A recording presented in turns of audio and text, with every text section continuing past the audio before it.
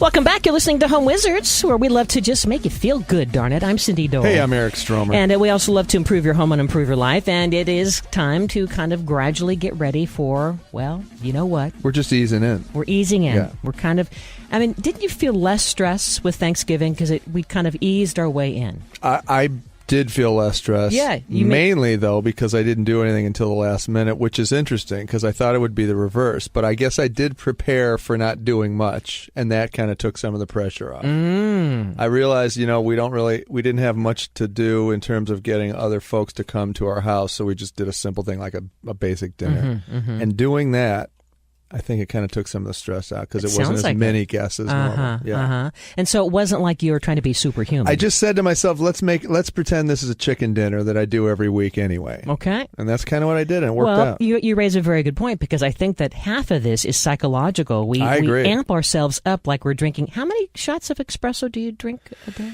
12? Probably somewhere between 12? 4 and 7. I thought it was like 12. It can't. Well, when you and I are traveling, and I've got to stay conscious and do things, it's a it lot. Could be 9. But imagine 12. that. I've done 12. Imagine that on 2 times that. You know what I mean? That's 24. We start to really kind of feel stress. Hey, of it's holidays. an advent calendar of espresso. Hey, don't tell Starbucks No, that. That's I won't. probably a That's good a great idea. yeah. But let's get into a little bit, kind of casually, slowly, considering hanging some Christmas holiday lights in certain places, inside and outside. I'm not talking about the full house thing yet. Little things. Now, let's say that you might have a strand of lights, and let's say that you wanted something that wasn't, over the top, feeling like a Christmas tree yet. Maybe even playful and urban. Maybe even masculine. Let's say that you had one of those horns and skulls that are just on the wall that kind of feels like the Wild West. It's the skull of a cow. Oh, okay. You know Gotcha. what I mean? Okay. Yeah. Like a Santa Fe Southwest. Santa Fe feel. Southwest look. You maybe had that sitting there in your library. Well, just get a strand of Christmas lights, and then just kind of dangle them around this guy, and it's going to look like it's Rudolph the Red-Nosed Reindeer. I don't mind. It's just kind of silly. Now, let me ask you a question. Are you a big light bulb gal or a small light bulb gal? I'm typically the small. I grew up with the big because the big, I think, is very classic, but we're seeing the big come back. It's kind of vintage, kind of retro. I don't even see the small in pictures. They're really using the big bulbs, aren't they? So if you could, you have to be really careful because those big bulbs, they seem to break easier for me. I think they do, yeah. What do you think? I do. They do break easier, but the good news is, most of the lighting strands now have been designed so if one light goes out, you're not, up a river without in a hell. paddle. Thank you. Yeah. Basically, no, it's much easier. That now. was my dad's nightmare because you're like sitting there. I remember that, and that's before they had those little devices where you can find the one that's burned out, right? Exactly. So now the lights are designed really effectively, so you can get away with a burned out one here and there. Yeah. So imagine we're just thinking about other just kind of very low key ways to bring a little taste of the holiday color in. Let's say that you had a strand of multicolored big bulb lights, and let's say that you had kind of a vintage frame. Maybe it was something it's already in the house. It's kind of one of those metal frames. Sure. And maybe there was a mirror in there. Maybe you got this at a garage sale or you went to the antique stores or whatever. But imagine now hanging this on your front door and winding the strand of lights around this metal. It's almost like a metal Christmas tree wreath. Totally. That's sort of wrought iron looking, and then put lights around that. Yeah, and so it's exactly. You're bringing a taste of the wrought iron with the lights. It doesn't feel too heavy-duty Christmas yet. It's just a little teaser. Okay, imagine this. How about you get a couple of birch logs, little small ones, maybe an inch or two in diameter, and you create what looks to be like how you stack firewood to make a fire. Ooh. But then you just put the lights around that, so it looks like you've got a tiny little fire a-glowing on the table. Either as a centerpiece, or you could do it in the corner of the room or something. And I think it's a really great way to back to your idea of like how do we make a fireplace if we don't have one? Is a great idea. Isn't that cute? Right? It's very natural looking, and it reminds me of those big pine cones you have in that backyard of yours. Did you see them? What'd you do with them? I gave you two. Right now we have them on our front porch. Well, there you go. And welcoming in the season. And these are, what kind of a pine tree was it? It's huge, and the pines. That's a big mama pine. Is what it is. Exactly. They're thicker than your thumb. Each of the little whatever you call them. Yeah. the pine cone leaves things. if they would have them. But these are thicker because most pine cones, they're kind of thin and you can kind of snap it off. These are really hefty. These are anyway, they're from Jurassic Park. You could probably put some pine cones on the table and dangle the Christmas lights around Don't that. think I haven't done it. You already have. Yeah. But I love this whole idea. Now, how about this? What about the outside? And again, it's just kind of casually bringing a little bit of the holiday in, but mixing it with maybe some architectural relics that you have. Yeah. Now, let's say you have an old antique sled, a wooden sled. By the way, I you have one, don't you? because I live in California now, I don't have any of this stuff. But when I grew up in Chicago, there was this place called Mount Trashmore, which was literally a hill that they made out of recycled garbage, and they had toboggan chutes there. Cute. And it was literally 2x8 pieces of wood that lined these strips of, like a launch ramp for a toboggan that you'd put in between these two runners. Everyone do a little nip of the schnapps. You're about 16 years old. You're with your best girl and your buddies, and you're flying down these crazy toboggan runs. Fun. I miss those days. But I did have one of those Red Flyer, those sleds, and I can't remember what I did with it. Well, you need to maybe call them, email them so you can have one, because how cute is it to have the strand of the big bulb, multicolored lights kind of dangling across this sled toboggan, if you will. What I do have from my parents downsizing? I do have some old cross-country skis. How about I take those and put some Christmas lights on those and put them in the corner? And just kind of perch it against a tree somewhere, or maybe by a gate.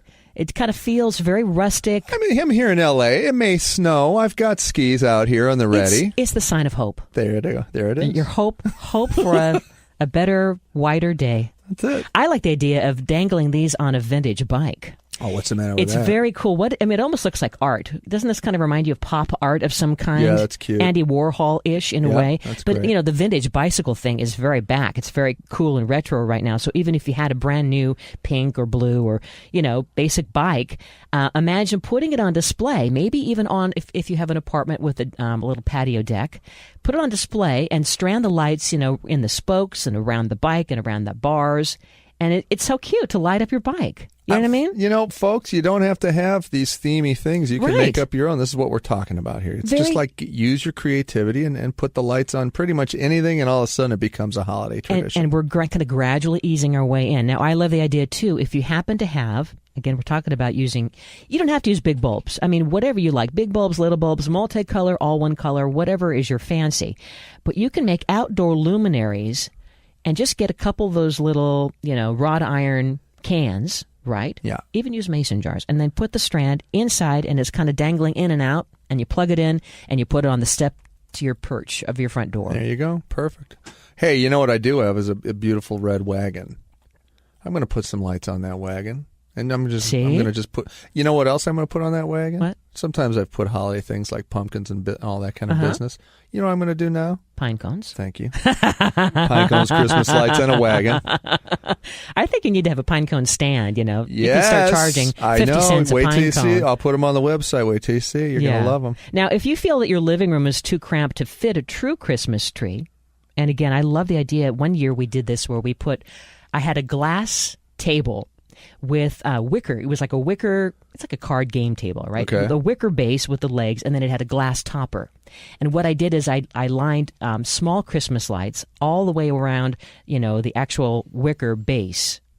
And then I put a white tablecloth over it so you couldn't see all the wiring. And then you turn it on, and so it would be multicolored glow up through under the glass with this white tablecloth. Oh, nice. So it's kind of fun. That's really So cute. you could do that, but then if you didn't feel like doing that, you could consider wrapping end tables with the same kind of a thing with some of these lights.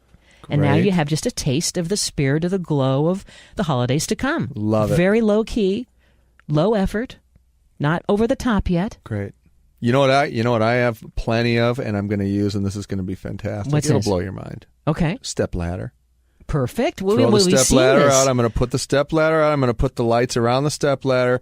You know what it's going to do? It's going to create a holiday tradition. Well, it's going to be the fix-it man. And it's going to also mask the fact that I haven't put my ladder away. Well,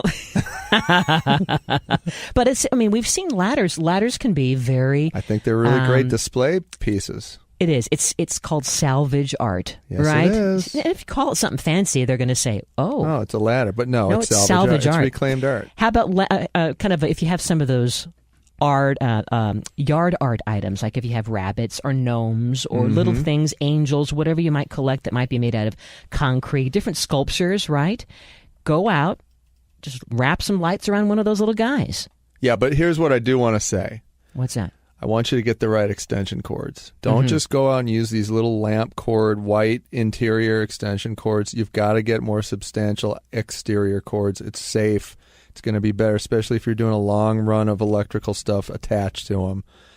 Please, and keep them out of the water puddles of your sprinkler systems if you still have things watering. Just use sense and make sure you've got the right thickness of extension cord. Now, you are also a singer. If by the way, you guys didn't sign up to get a copy of Eric's Fix-It Man, we still have some more to give away. You can email us. Go to yourhomewizards.com, and we will send you a copy of his fabulous, very cheerful CD of You're music. talking about my holiday record. Well, but since you have a guitar, I was thinking that this is right up your alley, lighting up the guitar with the Christmas lights. Talk about how you're going to do this. Say you have an instrument, either a bass or a guitar or an acoustic, and it's on a little stand that you put in the corner when you're not playing. Well, It's almost guess like a what? tree. Guess what? Just use it, put lights on it, and all of a sudden, what do you have? You got a guitar with Christmas lights that's going to, boast of the Christmas season. It's a rock and roll Hall of Fame musical baby tree. Now, if you're going to get up and play occasionally, don't wrap it around the neck so you can actually use your chord hand and strum, but you can just sort of delicately hang it right over. I love all these ideas, and we'll put them on the website, by the way, yourhomewizards.com. Coming up,